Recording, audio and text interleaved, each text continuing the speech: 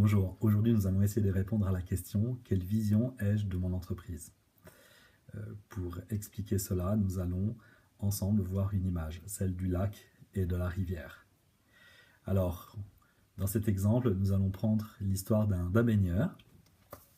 Lorsqu'il rentre dans un lac, eh bien, en général, il pose sa serviette sur le bord du lac et puis il va nager, il va faire un petit tour et puis ensuite il va revenir sur le bord au point où il était venu, enfin au point où il était parti, et puis ensuite eh bien, il va utiliser sa serviette, se sécher, et puis là il aura fait sa petite baignade. Lorsqu'on se baigne dans une rivière et qu'il y a un peu de courant, eh bien, la chose est différente.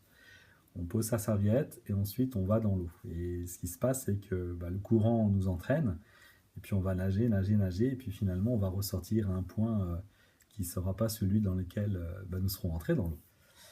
Et cette image est là pour nous montrer que dans une entreprise, eh bien, nos collaborateurs, on peut soit les faire se baigner et puis qu'ils reviennent au point de départ, ou au contraire, eh bien, qu'ils se baignent et puis qu'ils évoluent et qu'ils ressortent à un point qui sera différent.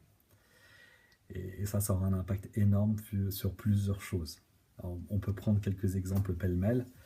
Typiquement, dans un lac, on aura tendance à essayer d'accaparer les collaborateurs et puis on aura un peu cette dimension pourvu qu'ils restent dans l'entreprise. Donc on utilisera toutes sortes de stratégies pour qu'ils soient, je ne vais pas dire dépendants, mais qu'ils soient fidèles à l'entreprise.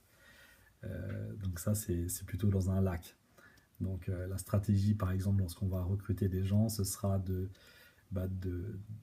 par rapport au profil de poste, eh bien, on a une certaine liste de compétences qu'on aimerait qu'ils aient, et s'ils ont toutes ces compétences, on les embauche, et puis on les laisse là au maximum de temps, on aura vraiment gagné le jackpot s'il reste un certain temps.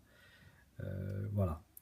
Dans une rivière, la stratégie est vraiment différente. On utilisera peut-être plus des personnes qui ne correspondent pas complètement au profil, qui n'ont pas tout ce qu'on pourrait souhaiter pour le poste, mais ce que nous allons faire, eh bien, c'est investir notre temps dans ces collaborateurs, faire en sorte finalement qu'ils évoluent. Et ça, c'est quelque chose d'extrêmement différent. Donc les collaborateurs vont nous voir de façon différente. Déjà à l'embauche, ils vont se dire « Waouh, mais vous m'avez donné une chance ». Et par rapport à ça, ils auront quand même, c'est sûr, une gratitude qui sera différente que dans le premier cas lorsqu'on était dans un lac.